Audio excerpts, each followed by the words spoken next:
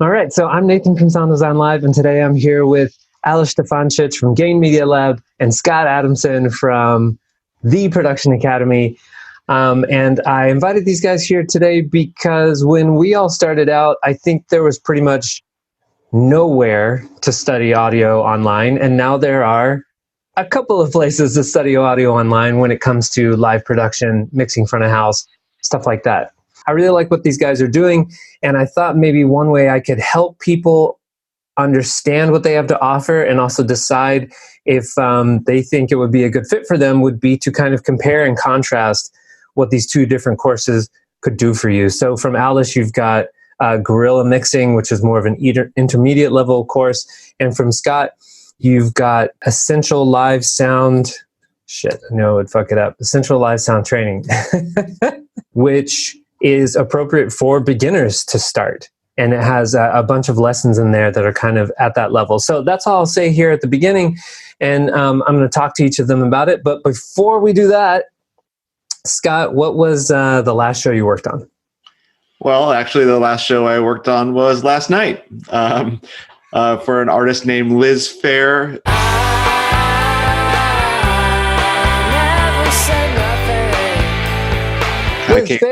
Liz Fair. She, became popular in the late 90s, part of the alternative rock kind of movement that was happening at that time. Really great, really awesome. She's been on a bit of a hiatus, but she's just came out with a book and is coming out with a new record soon. So she's kind of ramping up, doing some shows. It was super fun, really nice people, really nice crew, nice band and everything. So really had a good time. It was the show was up in Woodstock, New York, upstate, at a small radio station, actually, WDST. It's a long-time alternative rock station. I think they were probably playing Liz Fair's record, Exile on Guyville, when it came out in the 90s. So it was really fun. Went up there. It's, pretty small performance space, small town. So so you weren't just mixing for the broadcast. It was actually for a live show. It was for a live show. Actually, I don't think it was broadcast at all. It was just the show happening in the radio station's performance space there. Cool. Could you share with us maybe one thing that you learned on the show? Well, so since it was a pretty small space, they didn't really have big fancy digital consoles or anything like that. They had a 16-channel small Soundcraft analog console. I don't usually get to mix on those that often, but all the outboard gear was all the compressors and gates and everything were all outboard and patched in via single point inserts on the console. So the send and return were unbalanced going through that single point insert on the console. And it was pretty bare bones setup.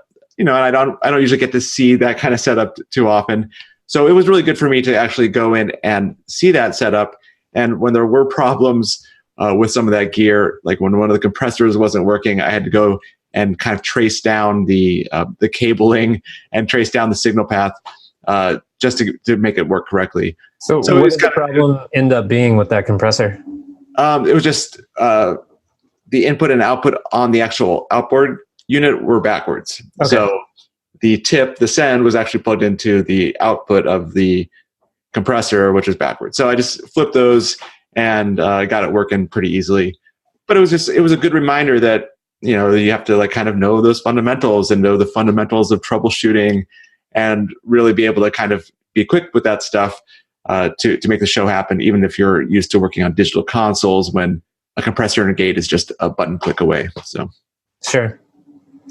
Cool. And what about you, Alice? What's the last show you worked on? Well, the last show I worked on was a festival of trap music. Raindrop, drop top, smoking, no cooking, the hot box. And the thing that sort of I took away from that show was that when artists came with their own vocal effects units, like autotune stuff. I've got a picture. Units like that. Those units, when put in line of that signal, tend to be problematic in various ways. One of them proved to be consistent with all of the units was that they emit sort of a high pitched noise that I had to really notch out with different filters for almost every performer that was using that. Oh, wow. Plus, there were gain issues and stuff like that, but the noise was something that surprised me. And now I know to look for that for any other show that I might do for that genre, or for any performer that might be using the same units in the future. Interesting. So when you look for that in the future, is that just going to tell you, okay, I'm going to have to do that notching EQ again? Or are you going to try and find a different solution? Like what would you have preferred to do? I would have preferred to have the control of the units like next to the console, whatever, so I can monitor the input gain, the output gain of those units, making sure that I have all my levels set correctly. But unfortunately, since most of the times we can't do that, it's just a mental note to say, okay, I've encountered this before, don't be alarmed. Don't go freaking out thinking that it could be something else, like a bad cable or something wrong with the PA system. Oh, sure, like anywhere else in the system. Yeah, and the system, like, okay, I've experienced this, so I know it's probably emitting from that piece of gear. Right. Scott, have you ever run into these out in the field, or any of the artists you're working with using these? Well, unfortunately, I have run into them out in the field. Fortunately, none of the artists I'm working with uses these. If artists are really getting up to the point where they're hiring crew and running full production, they're going to have the control for any vocal effects at the consoles. It's just kind of the way that things should operate. Even if performers need to change their own effects on stage, you can work out MIDI switchers or MIDI controllers to change effects in Ableton sessions. There are a number of ways to deal with effects, but I feel like you see the pedals when it's really bands just starting out. They don't have their own engineers, and they have a specific effect that they want to hear on their voice, and just think that using that pedal is the best solution. But sure, guitarists are doing it, bass players are doing it. Why can't I do it? Yeah, totally. And it does. Apart from noise issues, it does cause gain issues, which really cause a lot of engineers a lot of headache. And you don't get good gain before feedback through those pedals. Turning it up in the monitors can get it to be an issue if you have someone that needs to have their vocals really loud in the monitors and in wedges, and has one of those pedals. It's going to be a disaster. So it's always better to not see those around. But I do totally understand why singers want to use them. Cool. Well, I forgot to ask you, Alice, where in the world was your show? Oh, it was in Ljubljana, Slovenia, where I'm based, where I do most of my work. It was a festival of like up and coming artists in this particular genre. So like Scott mentioned, like crews that are just starting out and want to have that specific effect on their vocal, something that they have heard on the records of their idols, and they want to mimic that. So the cheapest solution is to go for that cheap pedal and just put it in line with the signal, which can cause issues down the line for us. Cool. All right, so let's talk about your courses. So Scott, Essential Live Sound Training. The first question I think a lot of people have is this for me? So could you talk about who is your ideal student? I'm glad you asked this, because it is really kind of hard. I built this course, and it is kind of hard to explain to people to see if it's right for them or not. It's a hard thing to do. But, I really, when I built this course, I was thinking I wanted to put all of the fundamentals for live sound into one place, so that anybody from zero, you could start completely from scratch and go through this course and be able to get sound to come out of speakers and run a console in a small setting. So it really is anybody. You could be total zero. Or I've had a lot of people that sign up for this course, and if they might have been running shows at different venues for a while, even for years, and they might have some gaps in their knowledge about some technical things with either wireless audio or gain structure or best EQ practices or anything like that. So a lot of those people have had pretty good results taking this course. the essential live sound training and just kind of filling out the gaps in their knowledge. So you could really, have some experience or some knowledge. You could be a musician who has to deal with live audio stuff from time to time, and this course can really help you out. But it really is, like you said, more on the fundamental level, beginners or, lower intermediate people who want to just kind of get that really solid understanding of all the audio fundamentals for live sound. Nice. And to kind of compare and contrast, Alish, what would you say is the ideal student for Guerrilla Mixing? Judging from what Scott just said, everybody who's finished Scott's course. But it's basically intermediate users of digital consoles, people that already know how to maybe connect a microphone, connect the sound source to the console, have the sound come out of the speakers. Maybe they are using their consoles for running audio on a regular basis now, and just are starting to figure out that one of the key elements in sound is time. So how much time you will have to make something sound great.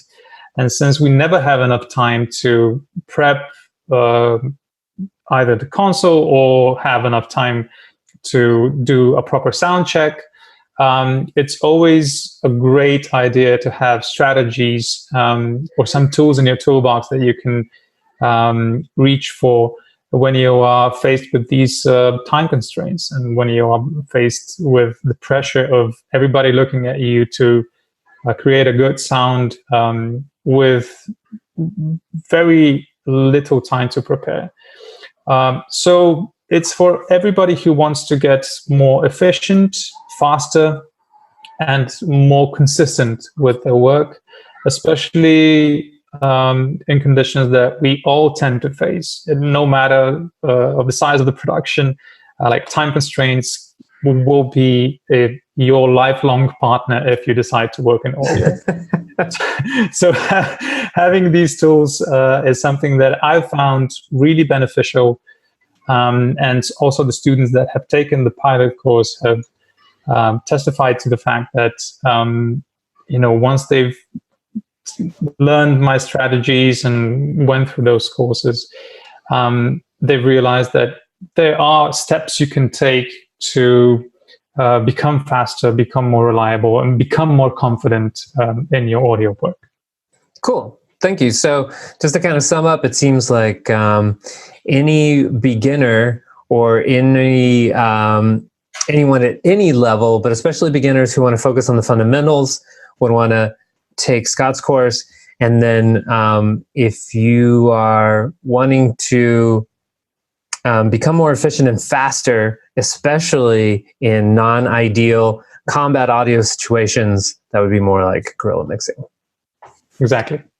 And now you both touched on this a little bit, but I just want to see if you have anything else to say about what do I get out of it? I think that's kind of the second thing a lot of people are wondering when they're taking a look at the sales page or taking a look at your course. Like, by the end of it, what am I going to be able to do?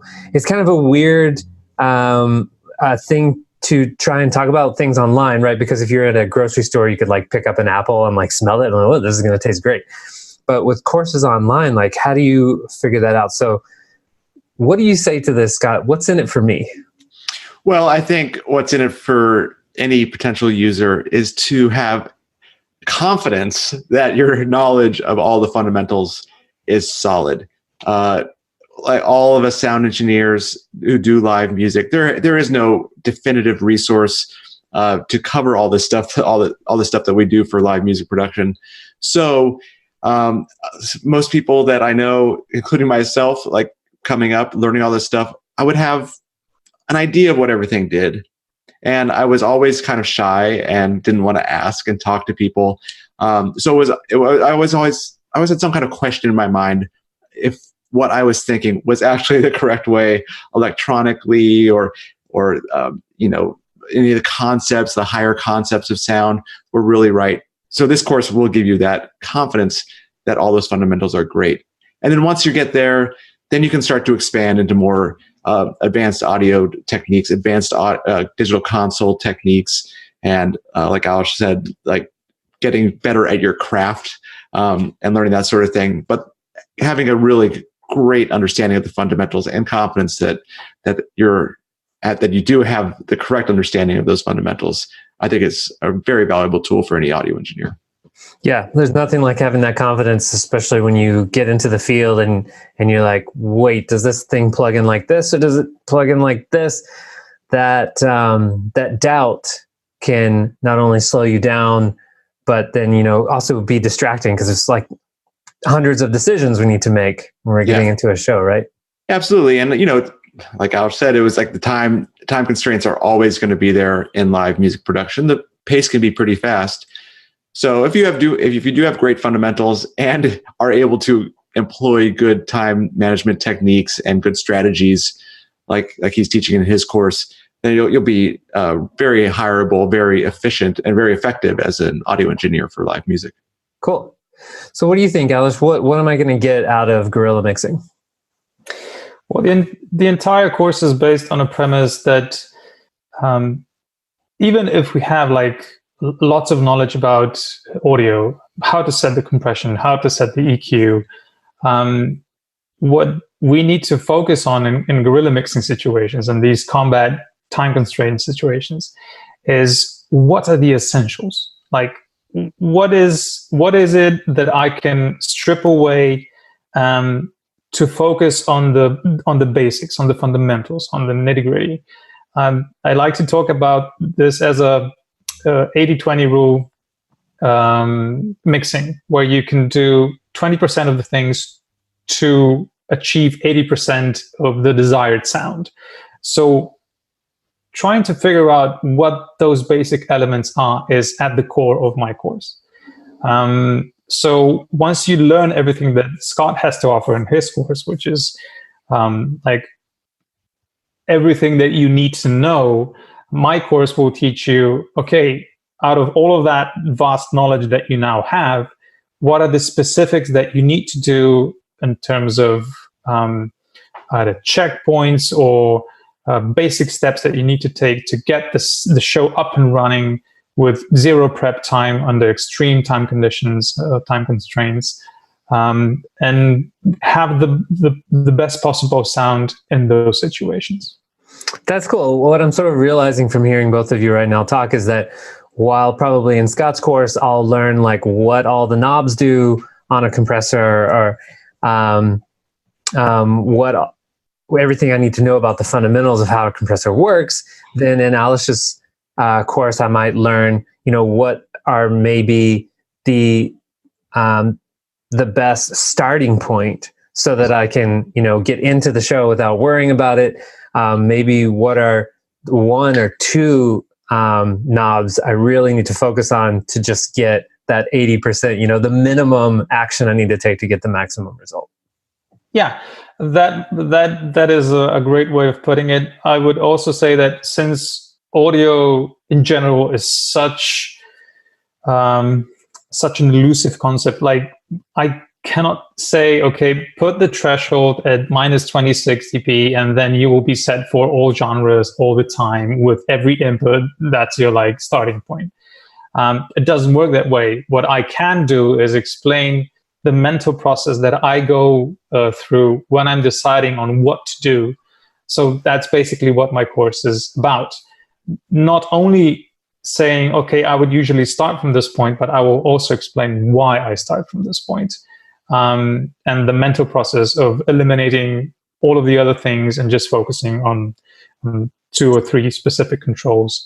And then you can go back and turn guerrilla mixing into regular mixing once you've reached your basic goals of having some sound coming out of the speakers in a very controlled fashion. Cool. Well, let's wrap up with the financial and time commitment, because once I know, if this course is for me and what I get out of it, then I need to figure out like, is this an investment I can make in my business right now? And not only with money, but am I going to have the time to actually get the results? And I know both of your courses don't really have deadlines. I could do them in shorter or longer periods. They're both self-paced. It would be cool to know what you see other people doing in terms of how long it takes them to get through it, or how long it takes them to get to some milestone where they get to some, big result. So Scott, how much does your course cost, and what sort of time commitment do you think it will take for me? Right. Well, that last bit is kind of difficult to answer, honestly, just because everyone kind of comes into audio with different experiences and different levels of knowledge. And that's why I do a subscription month-to-month service for the Essential Live Sound Training. It's $29 a month. I've seen people come in with a good amount of audio knowledge already, people that have been running shows and want to just kind of plug the gaps in their knowledge and make sure that they have a great grasp on all the concepts. And people can come in for a month and be done, and it totally benefits them. And then that's all good. But I've also had people start from scratch, maybe not have as much time to dedicate it, and take 6 months, 8 months to go through the course. So I still do it at $29 a month. I do offer an annual subscription and I have seen a lot of schools and churches sign up for that. So some churches might have an audio team, maybe 1 or 2 people that they need to train and get their services up and sounding great. So a yearly subscription for those institutions works well. So it really just depends on what level the student is coming into the course. But that is why I do a month-to-month subscription, because it really varies on what people need to get through the entire program. Cool. So it sounds like it could be a little bit up to me. Minimum financial commitment of $29. And then maximum would be however long I want to stay. And I know that you are adding more videos and updating it as well. So it's however long it takes me to get through as many lessons as I want, plus if I want to see the new content you're putting in, right? Yeah, I must, full disclosure, probably not planning on adding too much to it over the next 6 months, 8 months. So someone was disappointed once and emailed me wondering why it wasn't putting more content up every month. So I do want to say that, but it is very complete. I mean, there are over 100 videos in this program. There's over 6 hours of training. A lot of it's very dense. There's a lot of diagrams that animate to help demonstrate abstract concepts and stuff like that. So there's a lot to go through. There are quizzes for each and every video. So there is quite a bit to go through. There is that, but it's not really constantly updated month to month. Okay, great. I appreciate that both of you guys are still working on a lot of shows, and I think I would prefer to take courses from people who are kind of out there doing the thing that I want to be doing, and have sort of up-to-date relevant information. It would be different, not bad, but it would be different if your course was created maybe 20 or 30 years ago and you hadn't actually worked on any shows in 20 or 30 years. And I would say that's common for all of us here that are teaching right now. If you want to, part of Guerrilla Mixing, I know with Alish's course, is that you get at least one private lesson with him when you sign up. Part of the deal is that Alish still works on shows, so you'll have to see, when he's available. So there's this sort of balance of, taking courses from people who are still working out in the industry means that they're not as available, but then the information is highly relevant. What about you, Alish? What's going to be my financial and time commitment for Guerrilla Mixing? If you focus on the time commitment, it's probably similar to what Scott explained. I have over 40 video lessons. Each lesson has quizzes and checks your progress throughout the course, but it depends on your involvement and the time that you want to spend, so it's really self-paced. Like you mentioned, I offer private lessons.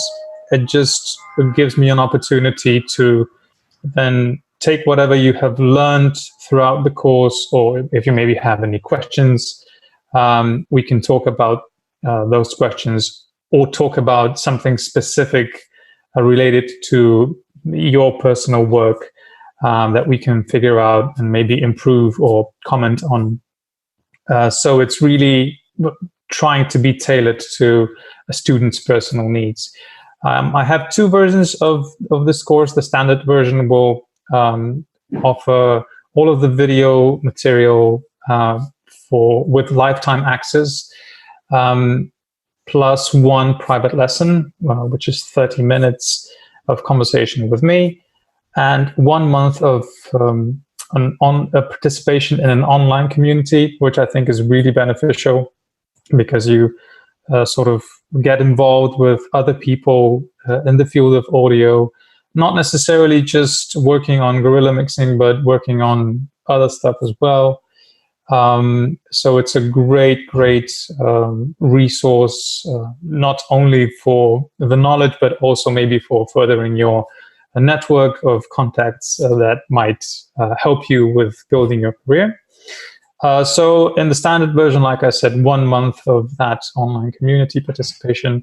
In the accelerated version, you have 3 private lessons with me and 6 months of being a part of that online community.